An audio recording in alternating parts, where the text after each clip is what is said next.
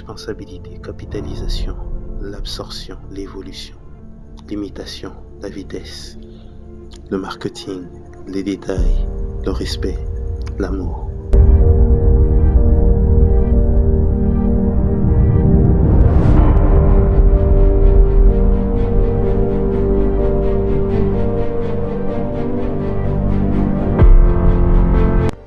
Nous avons tous grandi avec une image assez pluraliste de notre personne, une image dans laquelle on nous dit que nous sommes tous comme les autres, une image dans laquelle on nous dit que rien ni personne n'est indispensable, que tout le monde s'y ressemble, que tout le monde a les mêmes aptitudes, que tout le monde peut faire la même chose, que si vous êtes dans un milieu professionnel ou que vous êtes engagé quelque part, que vous le vouliez ou non, on peut vous remplacer. Sans problème, sans souci. Et le message que je vous apporte, c'est que c'est faux. Il n'y a qu'une seule version de vous-même. Il n'existe qu'une seule version de vous. Personne ne vous ressemblera. Personne ne fera les choses comme vous. Personne ne peut se dire être vous. Lorsque Dieu vous a créé, il a fait en sorte que vous soyez un seul exemplaire parmi des milliards. Il a fait en sorte que vous soyez une version unique. Raison pour laquelle dans la Bible, David peut dire « Je me réjouis d'être une si belle créature ». Et vous allez aussi encore voir dans la même Bible le Seigneur se plaindre après la mort de David de voir les rois qui le succédaient ne pas se comporter comme lui parce que David était une version unique. David était une version particulière.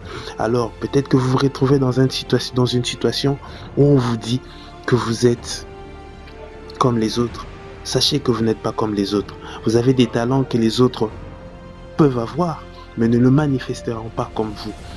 Il est vrai que sur Jean-Baptiste, il y avait l'onction d'Élie plutôt, mais même si sur Jean-Baptiste, il y avait l'onction d'Élie, il ne le manifestait pas, il n'avait pas la même approche qu'Élie.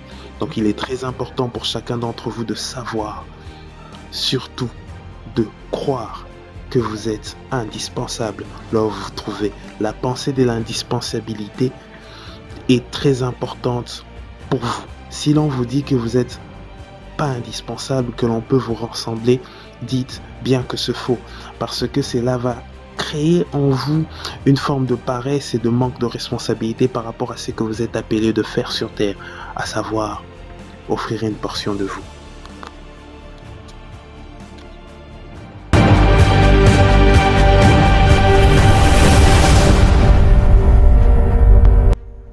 Nous avons été créés tous avec un besoin de capitalisation. Lorsque le Seigneur nous a créés, il nous a précipités sur cette terre produit de la pesanteur. Notre esprit, bien sûr, produit de la pesanteur spirituelle, afin que nous puissions rendre rentable, lucratif sa création. Raison pour laquelle, lorsqu'il plaça Adam dans le jardin d'Éden, il dit à Adam « cultive la terre ». Beaucoup de personnes n'ont pas encore compris cela, tout simplement parce que même lorsque nous observons notre biologie et que nous étudions nos cellules, nous allons comprendre que dans chacune de nos cellules, il existe une usine de protons, de neutrons qui font fonctionner la cellule. Vous comprenez un peu l'idée? D'où l'importance de savoir que dans chacun des hommes, il y a des petites usines qui font en sorte que l'homme puisse exister. La même idée, la même optique a été aussi la raison de notre création, afin que nous puissions produire sur l'investissement divin, afin que nous puissions rentabiliser sur ce que Dieu a créé. Et la première des choses que vous devrez rentabiliser en vous, c'est vos talents, c'est vos dons. Vous devez le cultiver, rendre cela productif avec des enseignements, avec beaucoup de choses que vous aurez à commencer à lire. Cultivez-vous, rendez rentable votre intelligence, rendez rentable vos dons, rendez rentable votre tout ce que vous avez, bref, tout ce que Dieu a mis en vous. Le Seigneur vous a créé pour un besoin de rentabilisation. Alors rentabilisez, rendez productif, car il existe un seul investisseur par excellence, et c'est Dieu.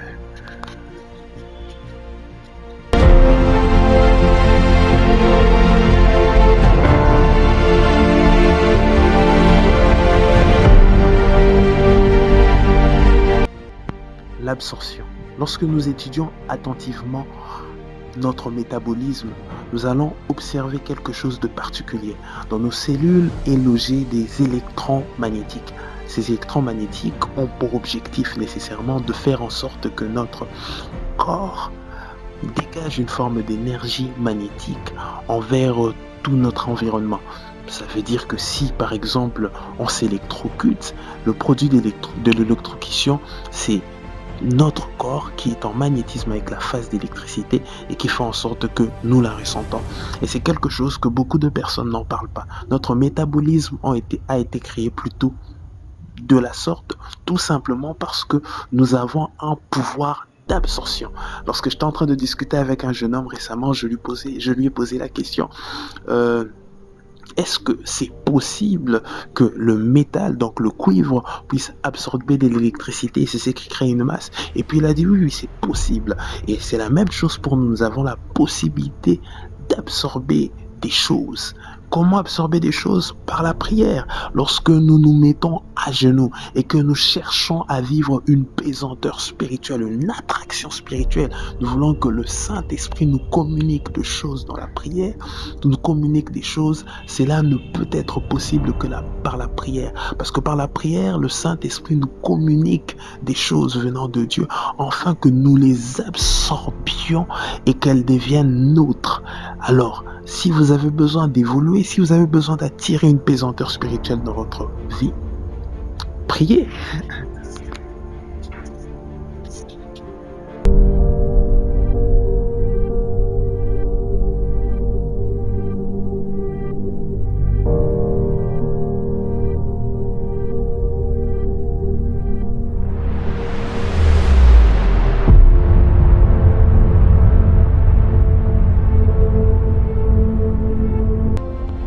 L'évolution est quelque chose qui est attaché à nous. Lorsque nous observons la nature, lorsque nous observons comment les végétaux croissent, lorsque nous remarquons même comment notre anatomie est en train de prendre du volume, nous ne serons pas surpris de comprendre que la nature en elle-même renferme l'évolution.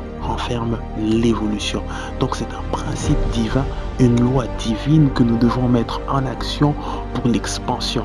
Alors, toi qui es encore dans une situation assez stagnante, tu te dis par exemple que non, c'est une situation dans laquelle Dieu t'a placé. Attention, Dieu n'est pas pour le statu quo. Si tu as besoin de pouvoir croître, si tu as besoin de pouvoir avancer, il faudrait que tu puisses mettre dans ta tête, mettre dans ton esprit, mettre dans ton âme un principe capital. Et le principe capital, c'est celui de l'évolution. Tout est évolutif, tu es évolutif, tes dons, tes talents, tout ce qui est en toi est évolutif. Et si tu as besoin de pouvoir marquer, si tu as besoin de pouvoir gagner, si tu as besoin de pouvoir réussir, cherche l'évolution. Donc, évolue. Il y a des choses que vous devrez apprendre de par vous-même, même si l'on ne vous l'explique pas. Vous aurez tout simplement à l'apprendre. Comme ça, c'est comme ça que la vie a été créée. Des choses que vous chercherez peut-être à connaître par d'autres personnes, des choses que vous chercherez par exemple à apprendre par d'autres personnes, mais que votre configuration personnelle de la part de Dieu et que vous puissiez être seul à l'interpréter, à interpréter ce qui se passe autour de vous, à savoir qu'est-ce que vous voulez réellement devenir, qui vous voulez réellement être.